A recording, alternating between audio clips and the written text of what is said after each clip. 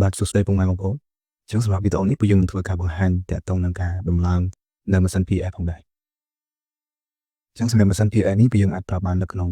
ដូចជាហាងកាហ្វេ ម៉ាតក៏ដូចជា restaurant ផ្សេងៗចឹងនេះគឺជា cat drawer ឬក៏កាត់ដាក់លុយចឹងពួកយើងសូមអានបកវាមុនទេ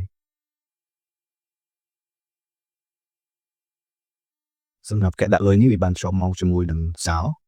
ក៏ដូចជាខ្សែដែលភ្ជាប់ពី cat drawer នេះទៅកាន់ printer យើងផងដែរ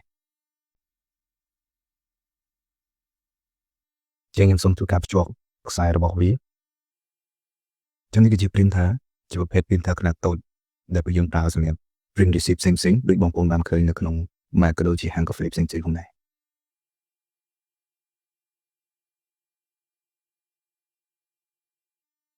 ចឹងជាដំបូងខ្ញុំសូមធ្វើការដាក់กระดาษរបស់ printer នឹងចូលទៅកាន់ printer សិន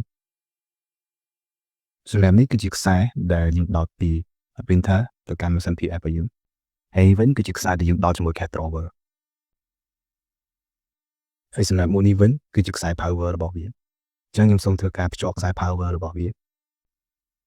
ហើយនេះគឺជា keyboard ដែលនៅក្នុង keyboard ហ្នឹងក៏មានភ្ជាប់មកជាមួយនឹង mouse ផងដែរសម្រាប់នេះគឺជាម៉ាស៊ីន PF របស់យើងមានភ្ជាប់មកជាមួយនឹងខ្សែ power របស់វាផងដែរ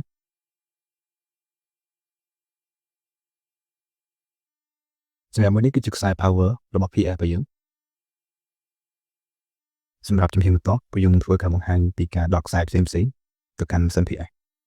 សម្រាប់នេះគឺជាខ្សែ power ដែលយើងបានដោតវាមិញនេះគឺជាខ្សែរបស់ mouse ក៏ដូចជា keyboard យើងអាចដោតទៅកាន់ USB port របស់វាហើយសម្រាប់មួយនេះគឺជាខ្សែដែលយើងដោតចេញមកពី cat drawer ដែលយើងត្រូវដោតភ្ជាប់ជាមួយនឹងម៉ាស៊ីន printer របស់យើងនេះគឺជាខ្សែ printer របស់យើងសម្រាប់មួយនេះគឺជាខ្សែ network ជាយើងដោតចូលទៅកាន់ port របស់វាចឹងនៅពេលដែលយើងដោតខ្សែទាំងអស់មកហើយយើងធ្វើការបិទស្ទះរបស់វាវិញសម្រាប់ក្តឹបម៉ាស៊ីន PF មួយនេះវាមើលទៅឃើញល្អស្អាតមែនតែមិនល្អប្រើទេបោះវាចោលមកចឹងនេះគឺជា set ម៉ាស៊ីន PF របស់យើងមានតាំងពី mobile PF ក៏ដូចជាម៉ាស៊ីន PF ខ្នាតធំនេះផងដែរចឹងទាំងពីរនេះគឺជា set របស់ PF ដែលពុកម៉ែបងប្អូនអាចរកបាននៅក្រុមហ៊ុនរបស់ពួកយើងដែលមានដូចជា mobile PF ក៏ដូចជាម៉ាស៊ីន PF ផងដែរ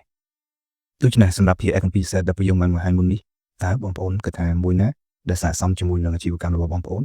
សូមអរគុណពុកម៉ែបងប្អូនដែលបានទស្សនាវីដេអូរបស់ពួកយើងតាំងពីដើមរហូតដល់ចប់ផងដែរសូមអរគុណ